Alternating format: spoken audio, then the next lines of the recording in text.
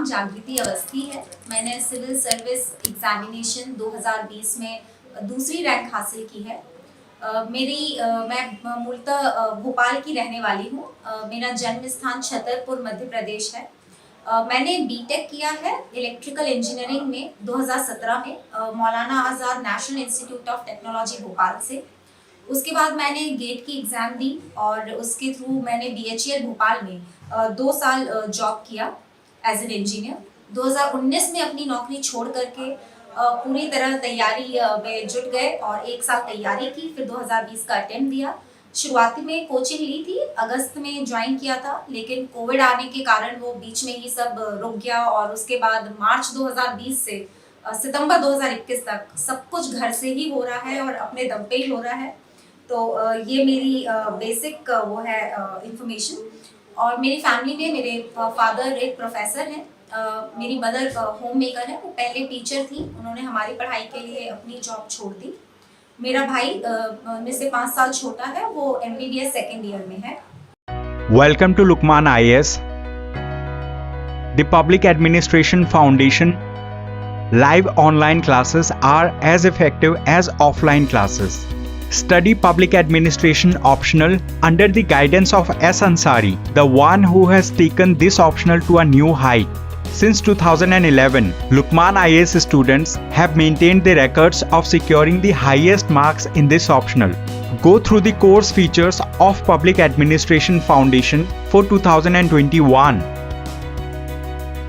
Live classes are similar to offline classes in terms of the concept building, the interaction and addressing of students' queries, and the dictation of notes.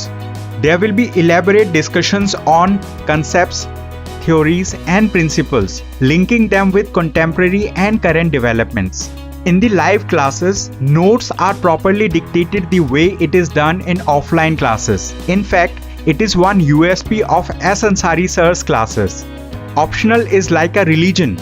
You have to study it with a discipline and dedication under a guru. Most students get good ranks due to ethics, essay and optional, for which one does not have a better choice than Lukman IAS. So, contact us today for more information.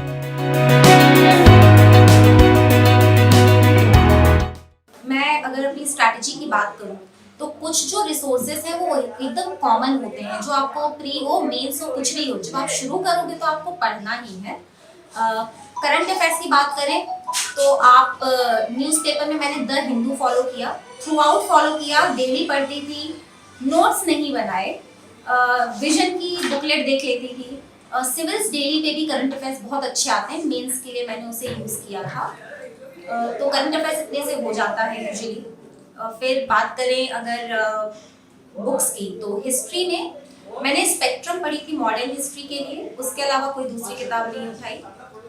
मैंने art and culture के लिए जहाँ मैंने coaching ली थी वहाँ के notes लिए और NCERT को उससे सप्लीमेंट किया। ज्योग्राफी में मैंने NCERT पढ़ी, एनवायरनमेंट में शंकर IAS की किताब, पॉलिटी में लक्ष्मीकांत। तो इस तरह से जो साइंस एंड टेक तो करंट अफेयर से हो जाता है।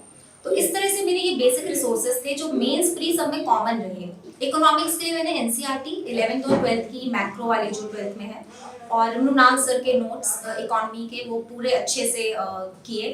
और ये मेरे बेसिक रिसोर्सेज थे जो मैंने सेम रखे थ्रू आउट। पढ़ने का तरीका बदलता है, प्रीलिम्स में जो आप पढ़ रहे हैं तो आप ऑब्जेक्टिव MCQs के हिसाब से पढ़ते हैं, लेकिन जब आप उसको मेंस के लिए पढ़ते हैं तो आप ओपिनियन बनाना शुरू करते हैं, रीजंस ढूंढते हैं, सब्जेक्टिविटी ढूंढने लगते हैं।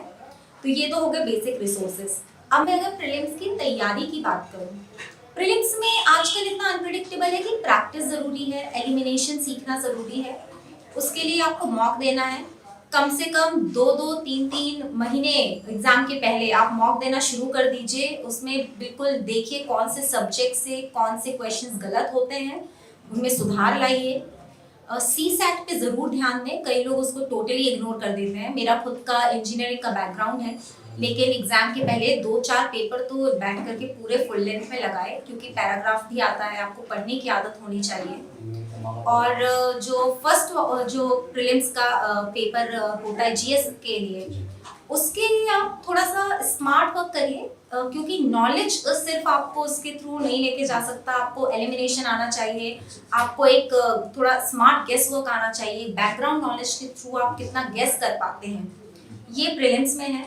प्रीलिम्स के बाद में जब मेंस की जो स्टेज आती है, मेंस में लिखना बहुत ज़रूरी है।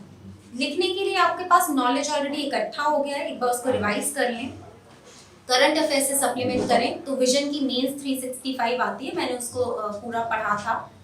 और IS बाबा का जो TLP सीरीज एक चलता है राइटिंग प्रैक्टिस, वो पूरी लगाई, मतलब जितना कर सकती थी उतना तो लगाया। मैंने विजन IS की टेस्ट सीरीज ली थी, तो उसको भी पूरे 16 टेस्ट थे, पूरे सॉल्व किए। सोशियोलॉजी की टेस्ट सीरीज ली थी, उसको पूरे 10 टेस्ट थे, वो भी पूरे सॉल्व किए। तो लिखने की प्रैक्टिस आपको बहुत करनी है, स्ट्रक्चर फीडबैक जो मिलता है उस पर ध्यान दीजिए। और उसके बाद जो स्टेज है वो इंटरव्यू की, तो इंटरव्यू तो हालांकि बहुत ही ऐसा स्टेज है कि काफ़ी कुछ हो जाता है। आप अपने आसपास की चीज़ों से अवेयर रहिए, क्या हो रहा है करंट अफेयर्स में, आपके देश में, प्रदेश में, आपकी हॉबी में, आपके एजुकेशनल बैकग्राउंड में। तो एक जागरूक सिटीजन की तरह जाकर के बात करनी है। ये एक बेसिक स्ट्रैटेजी है जो काम करती है। बाकी अगर मैं किसी फ्रेशर से बोलूँ या वो लोग जो 1 साल की पूरी तैयारी के लिए मन बना रहे हैं, एक बार एग्जाम को समझ लीजिए। जब भी आप शुरू करें, आप सिलेबस ले लीजिए UPSC का, और प्रीवियस ईयर 10 साल के प्री और मेंस दोनों के टॉपिक वाइज क्वेश्चंस मिल जाते हैं मार्केट में भी, और ऑनलाइन भी अब तो अवेलेबल है। आप ये देखिए कौन से टॉपिक से किस तरह के क्वेश्चंस आते हैं।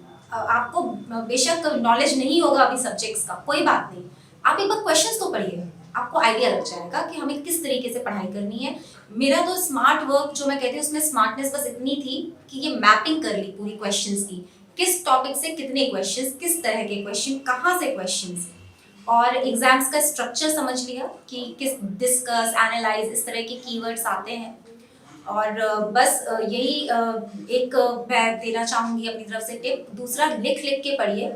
क्या है, इतना वास्ट है सब कुछ, फैक्चुअल चीज़ें भी आती हैं, तो लिख लिख के पढ़ेंगे, मेमोरी में रिटेंशन इम्प्रूव होगी, आप आपकी हैंडराइटिंग भी कई बार स्पीड बढ़ जाती है। सो ये एक मैंने फॉलो किया। I think hundreds of refills I would have filled in this entire journey. So वो एक रहेगा। बाकी खुद पे बिलीफ रखिए, बिल्कुल भी डाउटफुल मत होइए किसी भी स्टेप पे। आगे देखने की टेंडेंसी, क्या कमी रह गई, कैसे उसको सुधार के आगे बढ़ा जा सकता है। तो बिल्कुल भी डिप्रेस होने की ज़रूरत नहीं है, या कि मुझे भी लगता था कि नौकरी छोड़ के कहीं कुछ गलत तो नहीं कर दिया। So my parents told me कि अब आगे देखो, कमी रह गई है उसमें देखना है, सुधार करना है और आगे बढ़ना है। ना होना ऑप्शन ही नहीं था, क्योंकि जॉब छोड़ दिया था, प्लान भी था, पर मन तो पूरा यहीं पे अटका हुआ था मेरा। तो आशा है कि आप सभी को मेरी ये बातें कुछ हेल्प में लगी होंगी, और सोशियोलॉजी पर भी एक सेपरेट सेशन करेंगे स्ट्रैटेजी के लिए। सोशल मीडिया पे मैं नहीं थी, मैंने अपने आप को आइसोलेट कर लिया था सोशल मीडिया से, क्योंकि डिस्ट्रैक्शन होता है, एक जॉब छोड़ी है। यूजफुल भी है, आजकल PIB के हैंडल्स हैं, ऑल इंडिया रेडियो के हैंडल्स हैं, बट स्टिल मैं किसी तरह का डिस्ट्रैक्शन नहीं चाहती थी। अपने फ्रेंड्स की पोस्ट देखना फिर डिस्ट्रैक्ट होना, तो इससे बेहतर है कि कट ऑफ हो लिया जाए। डिजिटल मीडिया का बहुत यूज़ किया, इंटरनेट का यूज़ किया, टेलीग्राम पे भी थी, क्योंकि वहाँ पे रिसोर्सेस मिल जाते हैं अगर आपको जो भी चाहिए। बातचीत करने से तो बचती थी ज़्यादातर, क्योंकि आप अपने आप को जितना अच्छा समझते हो उतना कोई नहीं समझता। और फिर कोविड के टाइम पे तो एक डिस्टेंसिंग वैसे ही इतनी ज़्यादा बढ़ गई थी, सब अपने अपने में थे, तो खुद को एक्सप्लोर करने पे मैंने ज़्यादा ध्यान दिया। यही मेरी स्ट्रैटेजी रही है ओवरऑल। एंड मेरे लिए, हाँ, पहले अटेम्प्ट में मेरा नहीं हुआ था, ये मेरा दूसरा है। पहले में तो प्रीलिम्स ही नहीं हुआ था। उसका रीज़न है कि सब्जेक्ट्स ही कंप्लीट नहीं थे, प्रैक्टिस नहीं की थी, रिवीजन नहीं किया था। तो आप कितना भी पढ़ लें, यदि आप ये 3 चीज़ें नहीं हैं, प्रैक्टिस एंड रिवीजन, तो it will, you can not make up to it. So practice और रिवीजन पे पूरा ध्यान दीजिए, और डिसहार्टन मत होइए। हो सकता है अगर मेरा फर्स्ट प्री में हो जाता, पीछे की तरफ रैंक आती, फाइनली समहाउ अगर मैं मैनेज कर भी लेती, तो आज मुझे मेरी दूसरी रैंक आई है, ये मुझे नहीं मिलता। तो जो होता है अच्छे के लिए होता है, पॉजिटिव एटीट्यूड बना करके रखिए। और आजकल ऑनलाइन रिसोर्सेज बहुत सारे अवेलेबल हैं, इवन कोचिंग्स तक मेन स्ट्रीम जो थी वो अब ऑनलाइन शिफ्ट हो रही हैं, और कोचिंग्स का भी अब एक डायमेंशन बदल रहा है, क्योंकि एग्जाम का पैटर्न ही चेंज हो रहा है। जब तक आप खुद सोचना ना शुरू करें तब तक आप आंसर लिखने में आपको दिक्कत आ सकती है। तो मेरा यही कहना है कि आप जहाँ कहीं भी हैं, जो भी रिसोर्सेज हैं, शुरू करिए, थोड़ा थोड़ा करके शुरू करिए। सिलेबस को कंकर करने के लिए डिवाइड एंड रूल, छोटे छोटे टुकड़ों में बांट दीजिए और बस उसको पकड़ लीजिए।